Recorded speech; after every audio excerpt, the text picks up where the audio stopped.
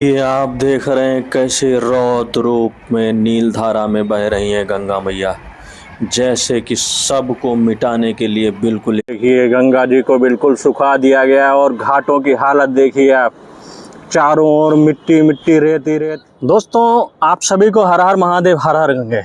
आप सभी का एक बार फिर से स्वागत करते हैं अपने चैनल सौरभ ब्लॉग्स में। आप सभी पर गंगे मैया की कृपा, गंगे मैया का आशीर्वाद बना रहा है।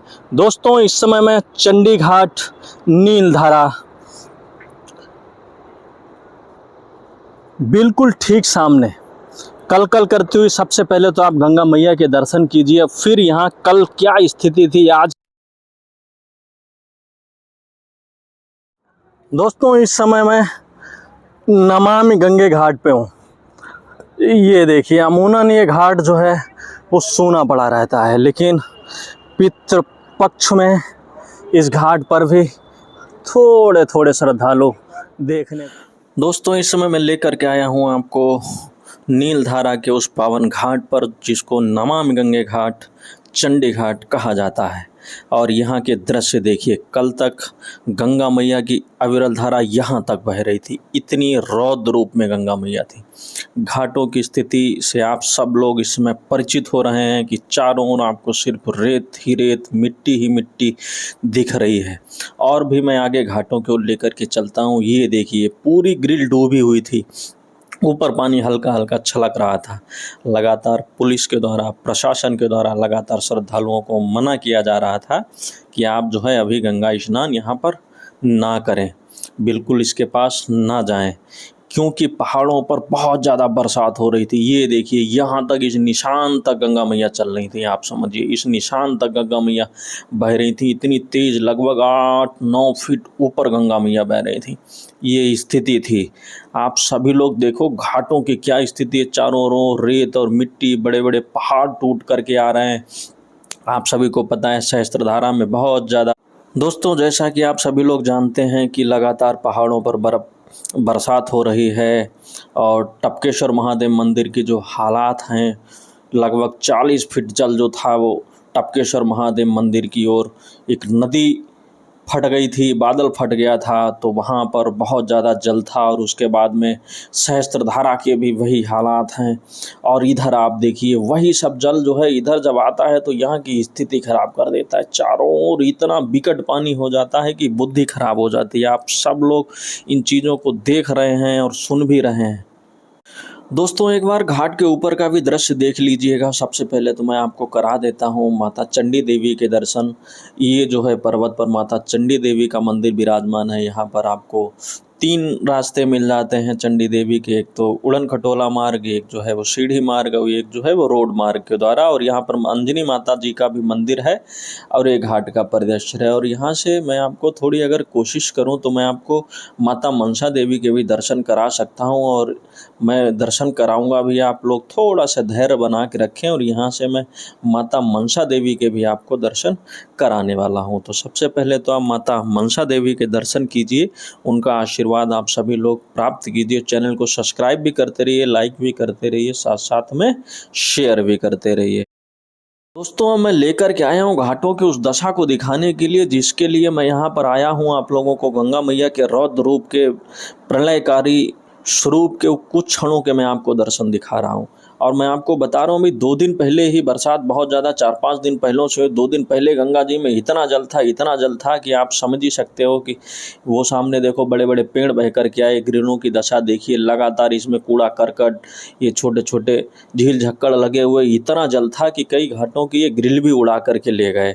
और ये गंगा जल देखिए कैसा, रेत और मिट्टी की इतनी ज़्यादा मात्रा है कि स्नान करने लायक भी गंगा जल नहीं बचा हुआ है। और मैं एक चीज़ आपको, एक अजूबा कारनामा दिखाता हूँ कि इतनी गंगा मैया विशाल बढ़ रही थी। और ये महादेव जो है, वैसे तो खंडित मूर्तियां हैं यहाँ पर जो है विसर्जन कर दी गई, लेकिन इतनी प्रबल में गंगा जी थी, लेकिन इन मूर्तियों को बहा करके नहीं ले जा सकी, क्योंकि ये देवादेव महादेव हैं। वह गंगा मैया ने बस चरणों को स्पर्श किया, चरणों को स्पर्श करके आशीर्वाद लिया और अपने भोलेनाथ का रुद्राभिषेक किया और चली गई। ये देखिए, जबकि सब कुछ बड़े बड़े मकान, बिल्डिंगें उड़ा करके ले जा सकती थी, तो ये कितनी देर के थे, लेकिन प्रभु हैं, बस आचमन किया और आचमन करने के बाद में और गंगा मैया चली गई। ये देखो पूजा घर है और ये घाटों की ये दशा है, लगातार रेत और मिट्टी की इतनी ज़्यादा मात्रा है। और ये देखिए कल कल करते हुए गंगा मैया की, ये सब डूबे पड़े थे, ये ग्रिल वगैरह सब डूबी। अभी मैं उधर भी लेकर के चलूँगा जिधर ग्रिल वगैरह सब बहा करके ले गई हैं, घाटों को सब उखाड़ दिया है। अभी मैं उधर भी आपको लेकर के चलूँगा और वहाँ की क्या स्थिति है उसके बारे में भी बता।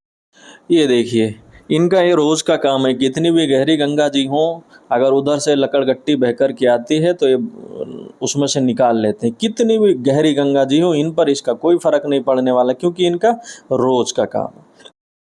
दोस्तों अब मैं लेकर के आया हूँ उन घाटों को जिसको गंगा मैया ने बिल्कुल उखाड़ करके बर्बाद कर दिया है।